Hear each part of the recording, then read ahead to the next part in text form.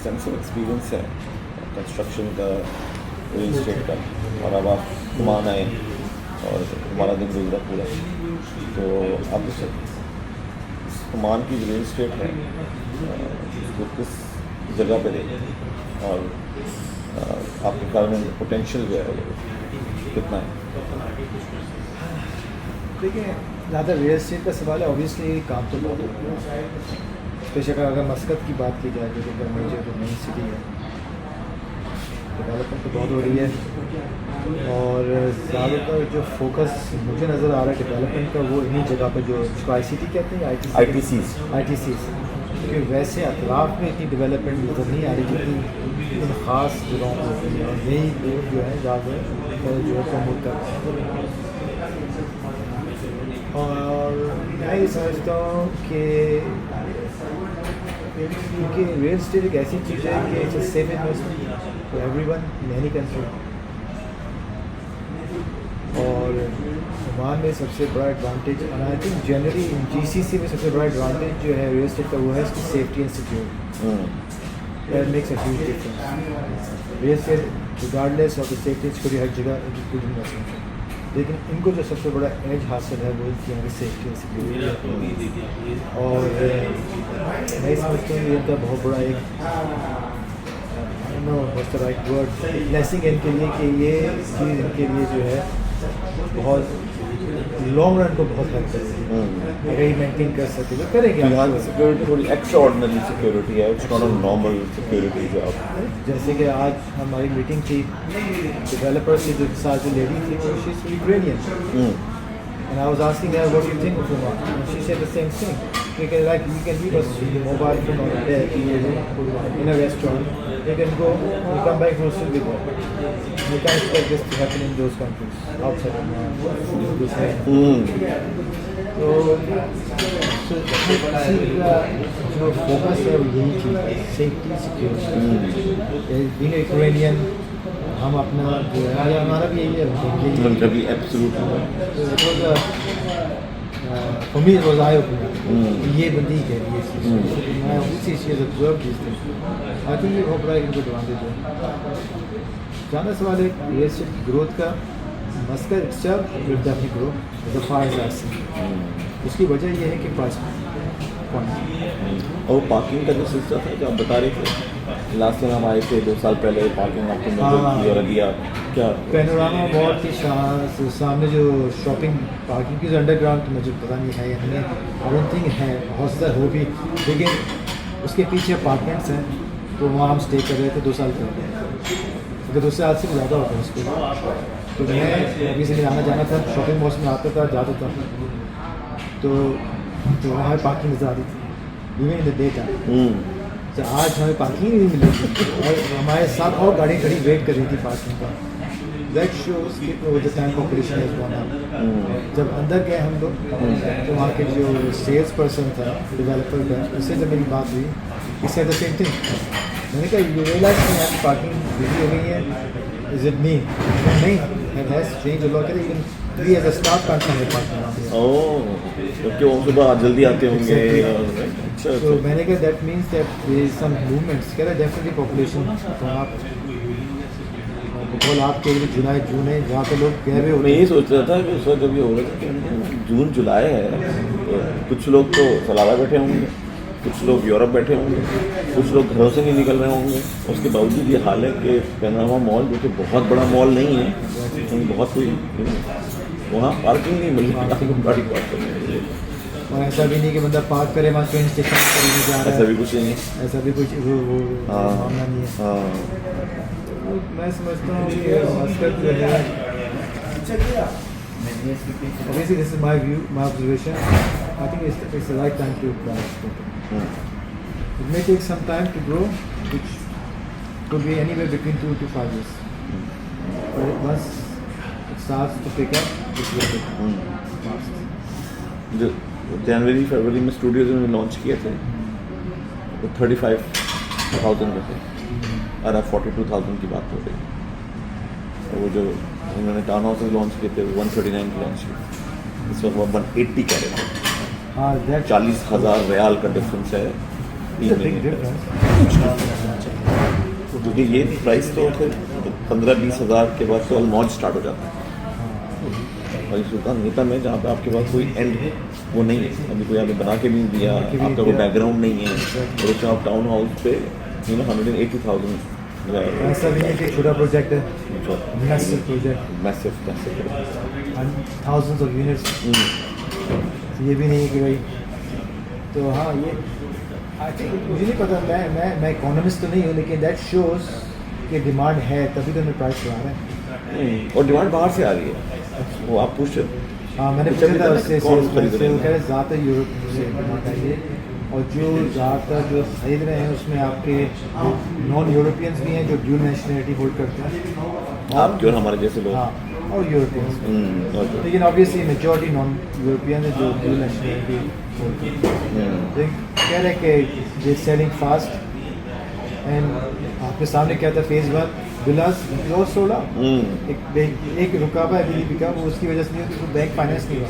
अच्छा। तो लोगों को मानी ले रहा था कोई। अच्छा। लेकिन कहने का मकसद ये कि ऑब्वियसली कि कुछ ना कुछ तो हो रहा है। और अंडर कंस्ट्रक्शन भी देख ली। हाँ, कंस्ट्रक्शन में देखिए, जो ज़ाहिर जो स्ट्रक्चर है बाहर से, उसका कंस्ट्रक्शन ऑब्वियसली बहुत सॉलिड है from structure point of view, क्योंकि वो प्री कास्ट स्ट्रक्चर यूज़ कर रहे हैं। तो बनाया, लगाया, क्लिप किया, काम किया, फारिग हो गए। तो उसके लिहाज से फिनिशिंग भी बाहर की जो मतलब सॉलिड फिनिशिंग है, तो ऑल कॉन्क्रीट। तो फिनिशिंग के पॉइंट ऑफ व्यू से आउटसाइड जो उसकी स्ट्रक्चर है, स्ट्रक्चर पॉइंट ऑफ व्यू से क्वाइट साउंड प्रोजेक्ट। साइज कैसे लगे आपको? जो साइजेज जो टाउन हाउस में देखे थे साइज, बेडरूम के साइज़, मास्टर बेडरूम ऑब्वियसली बहुत अच्छा साइज़ था, बहुत बड़े साइज़ थे। जो छोटे बेडरूम्स थे, जो साइड के बेडरूम्स थे, उनके size I would say they are reasonable, they are not too big. क्योंकि अगर मैं कंपेयर करता हूँ ऑस्ट्रेलिया से, ऑब्वियसली ऑस्ट्रेलिया के बड़े बेडरूम होते हैं, लेकिन उनके लिहाज से रीजनेबल थे। You can easily fit a double bed, so which is good size. और वो जो सीलिंग हाइट्स वगैरह थी, सीलिंग हाइट बहुत अच्छी थी, उसकी वजह से एलिवेशन की वजह से, उसकी सीलिंग हाइट की वजह से आपको ग्रैंड फीलिंग आ रही Feeling है। आ रही एंटर थी, होते ही especially- इवन जो एंट्रेंस डोर है उसकी हाइट इतनी वो भी ऊंची एटलीस्ट थी, close to 2.8 tall door. Massive. फिर सीलिंग में हमें 3 से भी ज़्यादा मीटर से भी ज़्यादा हाई थी उसकी सीलिंग, तो that gives you that big look. अगर यही चीज़ इतनी होती है, इससे कम होती, तो you would have found it to be very small. तो आपको उनके क्या लगे एरिया ऑफ इम्प्रूवमेंट्स क्या हैं, कौन सी चीज़ें लगी जो बेहतर हो सकती थी जो नहीं थी इस टाउन हाउस में? एरिया ऑफ इम्प्रूवमेंट्स, देखिए चक्कर ये है कि जो मैं समझता हूँ जो सबसे बड़ा जो नेगेटिव है, जो मेरे पॉइंट ऑफ व्यू है, वो है display homes. Right. They don't have display homes, so which is in my view is a big negative. उनको अपने डिस्प्ले होम्स ज़्यादा रखने चाहिए, और स्पेशली प्रोडक्ट आप बना रहे हैं, आप जब फील करते हैं, देखते हैं, तो उसमें ज़्यादा आप कंफर्टेबल फील करते हैं। उसके बावजूद जब ये सोल्ड कर रहे हैं, सोल्ड आउट हो रहे हैं, नाम सरप्राइज।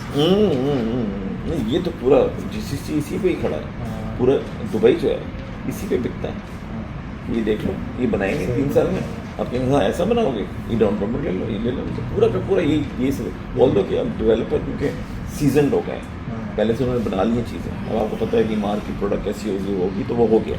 मान में क्योंकि फर्स्ट टाइम हो रहा है तो आपको फिर प्रोडक्ट्स नहीं मिल रहे, जबकि जब हम पहले डेवलपर के पास गए थे तो उनकी तो काफ़ी पैनोरामा मॉल है, जी हाँ, पैनोरामा आप खुद रिव्यू देख लीजिए उसका कि वो कैसा बना हो, सही बात है ना। लेकिन जैसे कोई नया डेवलपर आया था, वो नया डेवलपर उन्होंने मतलब कोई चीज़ नहीं शेयर की। हाँ। नहीं, मैं समझता हूँ कि रियल एस्टेट के पॉइंट ऑफ व्यू से देखा जाए तो अभी से थिंग्स जो हम जो अब तक सो फार जो हमने गैदर की इन्फॉर्मेशन, इसमें लग तो रहा है कि सप्लाई और डिमांड को अगर देखा जाए from economics point of view तो चीज़ें डेफिनेटली बिक रही हैं, डिमांड है, things are selling and apparently they selling fast.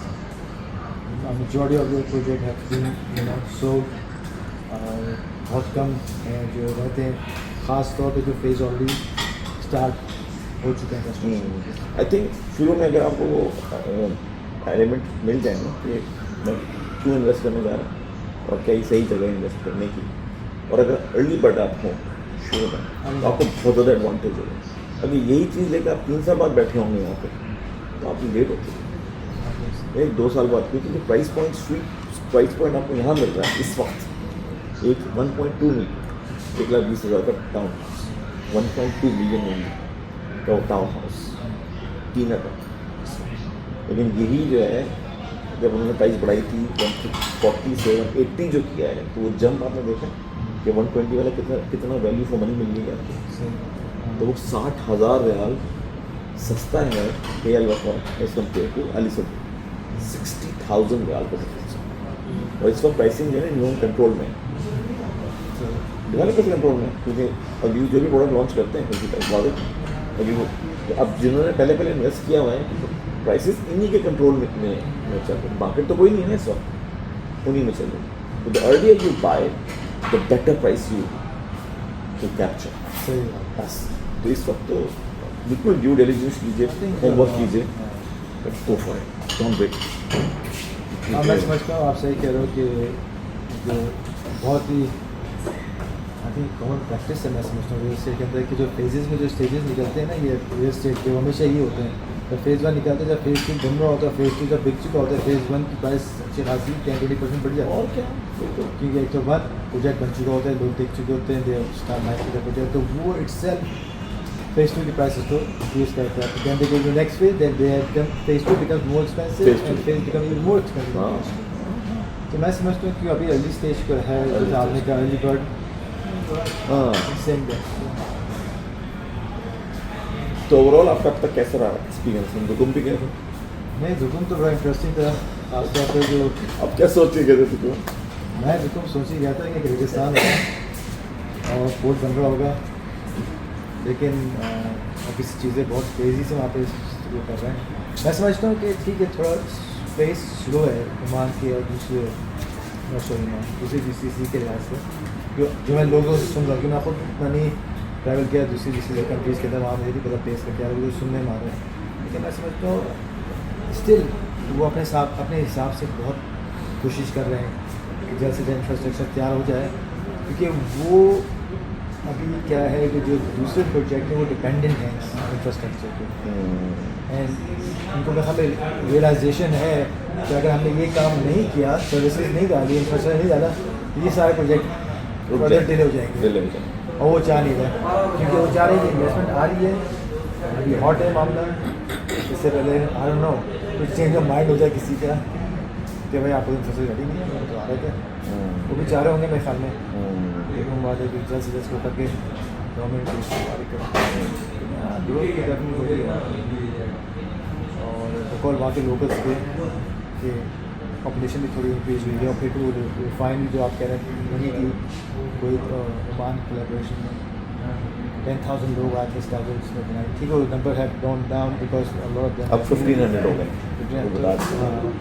तो नेचुरली जो नेक्स्ट प्रोजेक्ट आएगा उसमें और फिर ग्रोथ होगी, फिर स्लाइडली डाउन होगी, लेकिन वही जो आपका है ना graph steadily go up, slowly फिर बीच में इन्होंने इंजेक्शन दे दिए, हम लीज होल्ड से फ्री होल्ड कर रहे हैं।